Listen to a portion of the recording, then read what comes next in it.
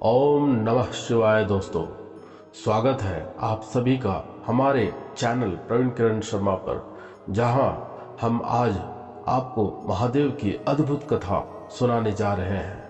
आज की कथा में हम जानेंगे कि सृष्टि की उत्पत्ति कैसे हुई और महादेव शिव का इसमें क्या महत्वपूर्ण योगदान रहा। यह एक ऐसी कथा है जो आपको जीवन के गूढ़ रहस्यों से परिचित कराएगी और शिव की अनंत शक्ति का बोध कराएगी। क्या आप जानते हैं कि शिव ही एकमात्र ऐसे देवता हैं जो न केवल सृष्टि का संहार करते हैं बल्कि इसके निर्माण की प्रक्रिया को भी प्रारंभ करते हैं। आइए आज हम इस रहस्य से पर्दा उठाते हैं। अगर आपको महादेव की कथाएं सुनना अच्छा लगता है तो इस वीडियो को लाइक करें और चैनल को सब्सक्राइब करना न भूलें। चलिए अब कथा की ओर बढ़ते हैं। सृष्टि की उत्पत्ति की कथा हिंदू धर्म के अनुसार विभिन्न पुराणों और ग्रंथों में मिलती है। महादेव शिव का इसमें महत्वपूर्ण स्थान है। यहाँ एक प्रसिद्ध कथा के अनुसार सृष्टि की उत्पत्ति और महादेव की भूमिका का वर्णन किया जा रहा है।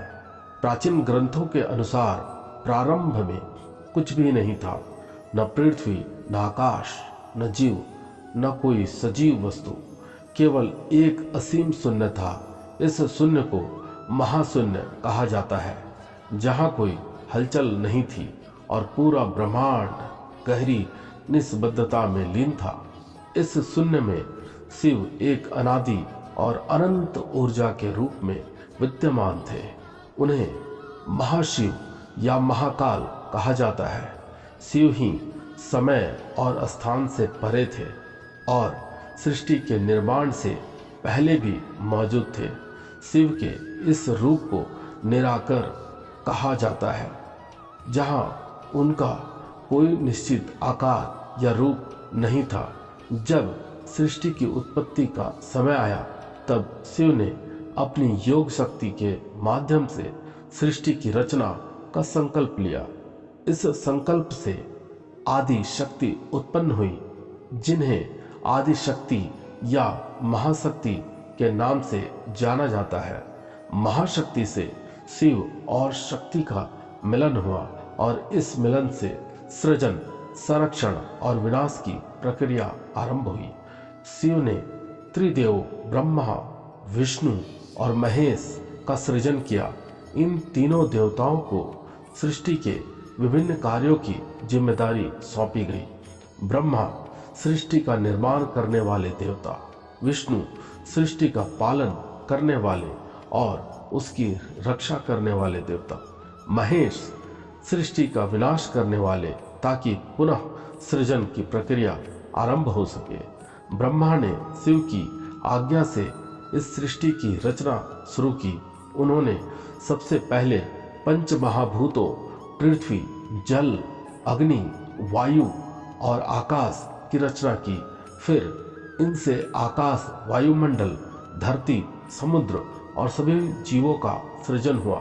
विष्णु ने इस सृष्टि की रक्षा का भार उठाया और शिव ने समय समय पर सृष्टि के पुनः निर्माण के लिए इसे विनाश करने का कार्य संभाला। जब सृष्टि में असंतुलन और विनाश की स्थिति आती है तब शिव अपने रौद्र रूप में प्रकट होते हैं और तांडव नृत्य करते हैं। यह तांडव सृष्टि के विनाश का प्रतीक है ताकि नई सृष्टि का निर्माण हो सके। शिव का यह रूप दर्शाता है कि विनाश के बाद पुनर्निर्माण और सृजन की प्रक्रिया अनिवार्य है। शिवलिंग को सृष्टि की उत्पत्ति और संहार का प्रतीक माना जाता है। यह शिव और शक्ति के अनंत और अनादि स्वरूप का प्रतीक है जो सृष्टि की निरंतरता को दर्शाता है। शिवलिंग में शिव की ऊर्जा और शक्ति का संचार होता है जो सृजन और विनाश दोनों का प्रतिनिधित्व करता है। महादेव की इस कथा से यह शिक्षा मिलती है कि सृष्टि का चक्र निरंतर चलता रहता है।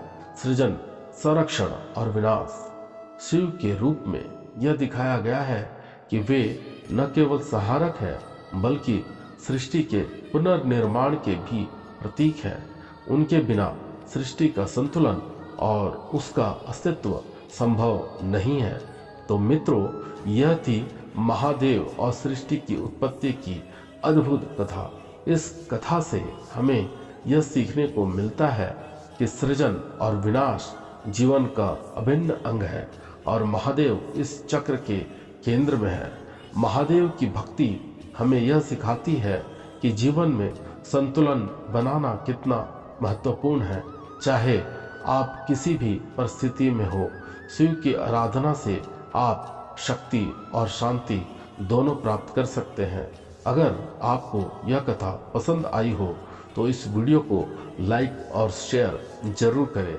और अगर आप महादेव से जुड़ी ऐसी ही और भी रोचक कथाएं सुनना चाहते हैं तो हमारे चैनल को सब्सक्राइब करें और बेल आइकन दबाएं ताकि आपको हर नई कथा की सूचना मिल सके। आपकी पसंदीदा शिव कथा कौन सी है कमेंट में बताना न भूलें।